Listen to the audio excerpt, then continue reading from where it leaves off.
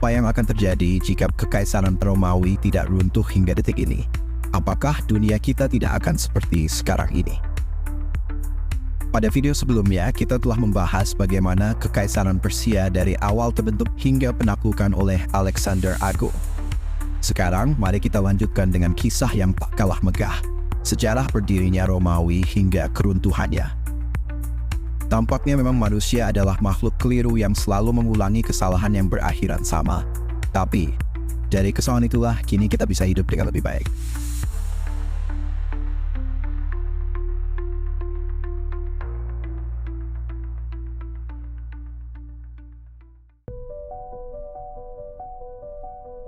Awal pembentukan Roma. Sebuah legenda yang memikat. Romulus dan Remus, dua bersaudara yang dibesarkan oleh serigala betina, adalah cikal bakal dari kota Roma. Pada tahun 753 sebelum Masehi, Romulus mendirikan Roma setelah membunuh saudaranya, menjadikan dirinya raja pertama. Dengan lokasi strategis di tepi Sungai Tiber, Roma berkembang dari desa kecil menjadi pusat perdagangan yang menarik berbagai suku dan bangsa. Bagaimana sebuah cerita mitologi bisa memicu lahirnya sebuah peradaban besar? Kebangkitan Roma tidak terjadi dalam semalam. Pada tahun 509 sebelum Masehi, rakyat Roma menggulingkan raja terakhir mereka, Tarquinius Superbus, dan mendirikan republik. Republik ini bukan hanya sebuah sistem pemerintahan baru, tetapi juga simbol kebebasan dan kekuatan rakyat. Dengan institusi seperti senat dan konsul, Roma memperkenalkan konsep pemerintahan yang meletakkan dasar bagi banyak negara modern.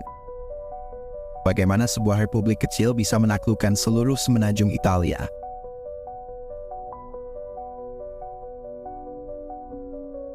Perang Punisia dan ekspansi luar biasa.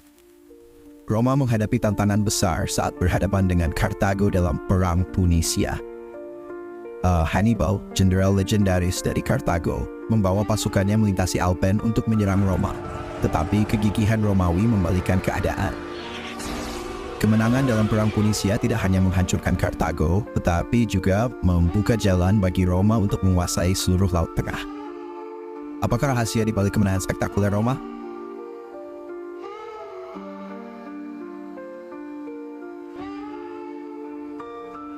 Di tengah-tengah gemilangnya republik, muncul seorang jenderal ambisius bernama Julius Caesar.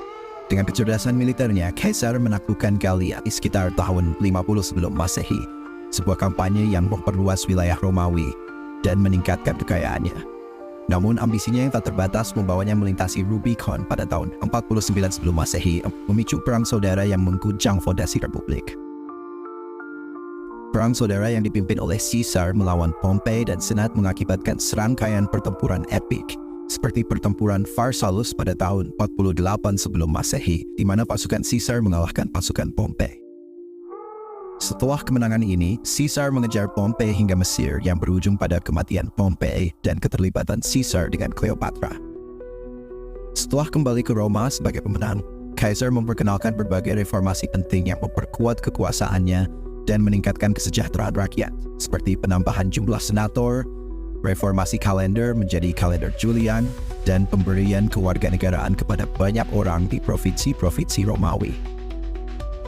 Namun langkah-langkahnya yang otoriter menimbulkan ketakutan di kalangan elit Romawi bahwa ia ingin menjadi raja.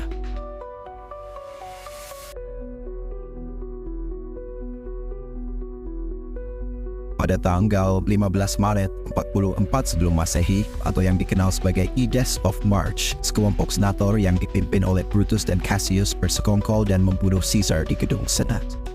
Pembunuhan ini bukan hanya pengkhianatan pribadi, tetapi juga tindakan politik yang bertujuan untuk menyelamatkan republik dari dominasi seorang diktator.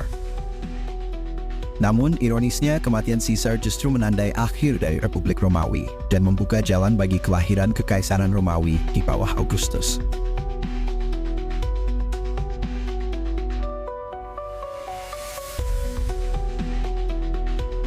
Setelah kematian Caesar, keponakannya Augustus naik ke tampuk kekuasaan, mendirikan Kekaisaran Romawi. Di bawah Augustus, Roma memasuki Pax Romana, masa damai dan kemakmuran yang berlangsung selama lebih dari 2 abad. Kota Roma menjadi pusat dunia, dihiasi bangunan megah seperti Colosseum dan Forum Romawi. Apa yang membuat periode ini begitu istimewa dan bagaimana Augustus meletakkan dasar bagi masa keemasan Roma? Namun, tidak ada yang abadi. Pada abad ketiga, Kekaisaran Romawi menghadapi krisis besar yang mengguncang fondasi kekuasaannya. Serangan dari luar, masalah ekonomi, dan perselisihan internal menciptakan periode ketidakstabilan yang dikenal sebagai krisis abad ketiga. Serangkaian kaisar yang tidak kompeten dan konflik internal memperburuk keadaan.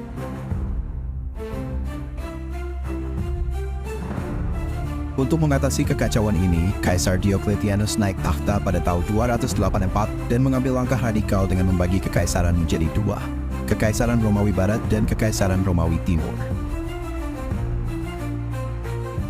Diocletianus juga memperkenalkan reformasi administrasi dan militer yang bertujuan untuk menstabilkan kekaisaran.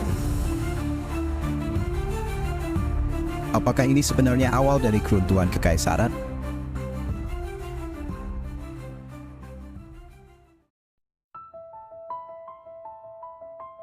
Pembagian ini hanya menunda yang tak terelakkan. Kekaisaran Romawi Barat terus melemah di bawah tekanan serangan dari berbagai suku barbar, seperti Visigoth yang dipimpin oleh Alaric yang menjarah Roma pada tahun 410 dan Vandals di bawah Gaiseric yang menjarah Roma lagi pada tahun 455. Selain itu, masalah internal seperti korupsi, kemerosotan ekonomi, dan militer yang melemah membuat Kekaisaran Romawi Barat semakin rapuh. Pada tahun 476, Kaisar Romulus Augustulus digulingkan oleh Odoacer, seorang panglima barbar yang mengakhiri kekuasaan kekaisaran di barat. Bagaimana sebuah kekaisaran yang begitu kuat bisa runtuh begitu cepat? Kejatuhan Kekaisaran Romawi Barat menandai akhir dari sebuah era dan awal dari abad ke-8 di Eropa.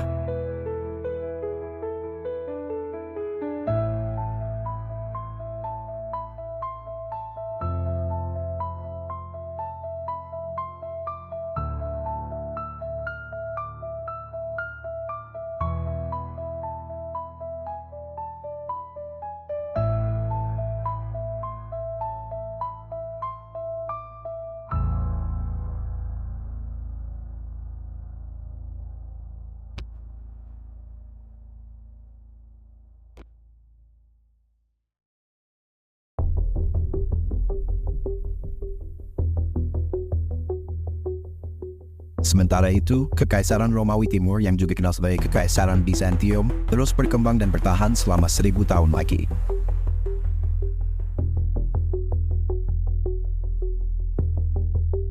Di bawah pemerintahan kaisar-kaisar seperti Justinianus, Kekaisaran Bizantium mengalami masa kejayaan. Justinianus dikenal karena Kode Justinianus, yang menjadi dasar hukum di banyak negara Eropa, dan pembangunan Hagia Sophia, salah satu keajaiban arsitektur dunia. Di bawah kepemimpinannya, Kekaisaran Bizantium berhasil merebut kembali banyak wilayah yang sebelumnya hilang, memperluas kekuasaan dan pengaruhnya.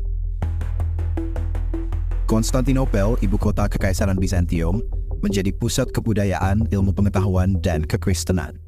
Kota ini adalah salah satu kota terkaya dan terkuat di dunia pada masanya, dengan tembok kota yang kuat dan posisi strategis yang menghubungkan Eropa dan Asia.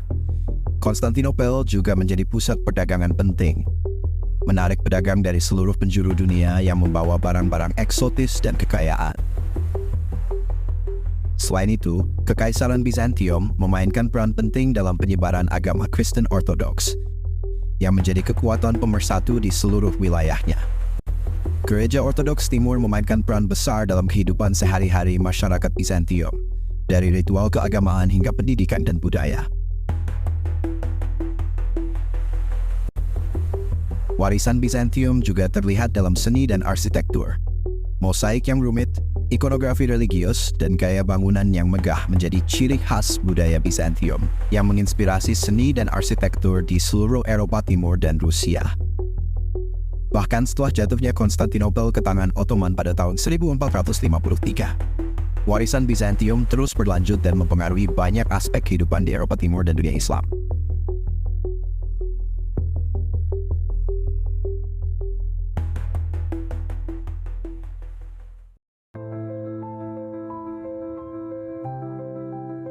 Bagaimana sebuah kekaisaran yang berhasil bertahan selama 1000 tahun bisa memiliki dampak yang begitu besar hingga hari ini? Apa pelajaran yang bisa kita ambil dari ketahanan dan inovasi Kekaisaran Bizantium? Melihat perjalanan panjang Kekaisaran Romawi, dari kejayaan hingga kejatuhannya memberikan kita wawasan mendalam tentang dinamika kekuasaan dan ketahanan sebuah peradaban. Kekaisaran Bizantium dengan segala keberhasilannya menunjukkan bahwa inovasi, budaya, dan agama dapat menjadi pilar yang kuat untuk mempertahankan sebuah kekaisaran selama berabad-abad.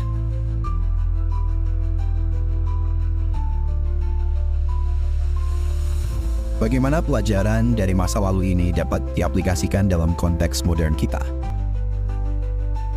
Mari kita renungkan dan temukan jawabannya.